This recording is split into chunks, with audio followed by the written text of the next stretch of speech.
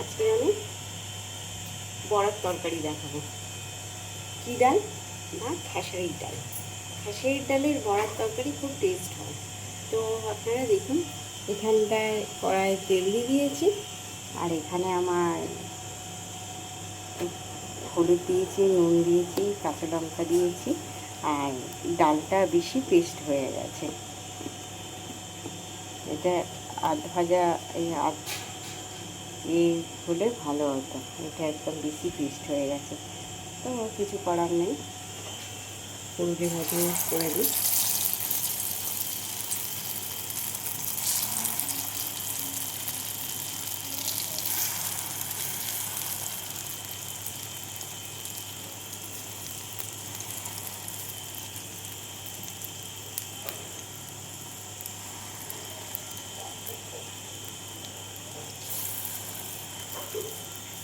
বড়ার আলু কাটা হয়ে গেছে।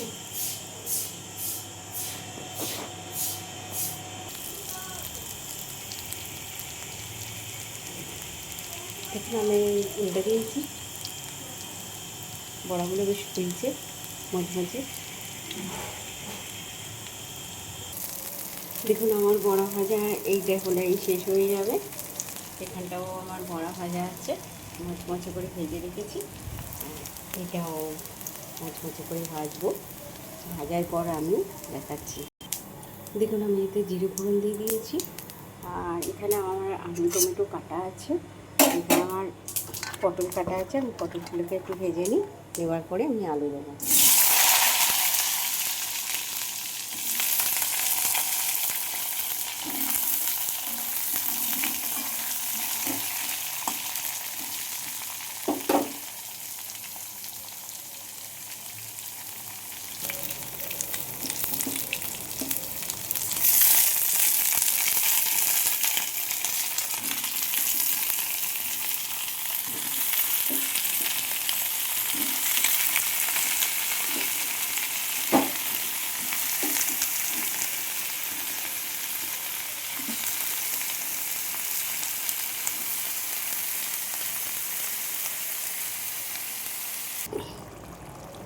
দেখুন, বৃষ্টি এসে আমার পুরো সব ভিজিয়ে দিয়েছে।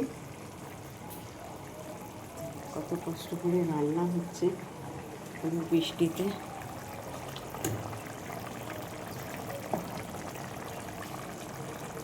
আমি এতে মশলা দিয়ে দেবো। আমি আদা টমেটো পেস্ট করে রেখেছি,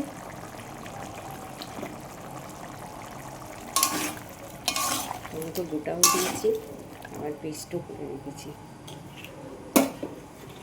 ভালো কাই ভাবটা ভালো আসবে।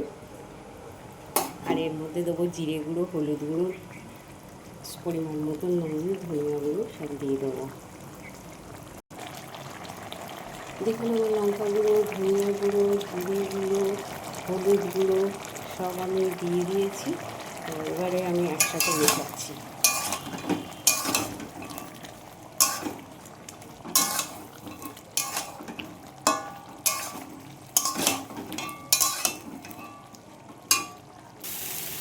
দেখুন, এটা আমার কষা হয়ে গেছে।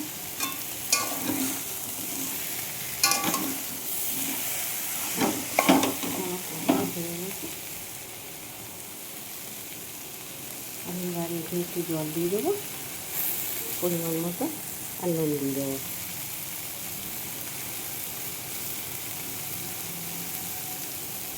আর যখন হয়ে আসবে তখন এই বড়াগুলো দিয়ে দেবো।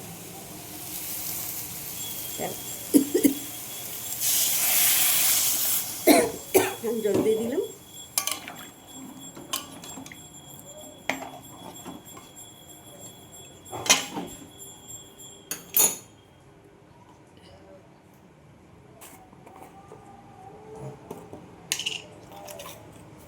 পরিমাণ মতো যা সব পড়ে গেল আমার নুন।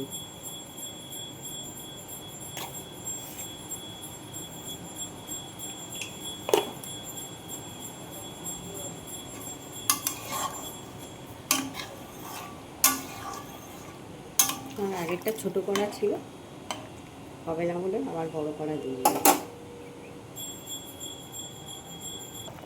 দেখুন, আলু সিদ্ধ হয়ে গেছে, এই দেখুন আলু সিদ্ধ হয়ে গেছে। তো আমি এর মধ্যে বড়াগুলো দিয়ে দেবো।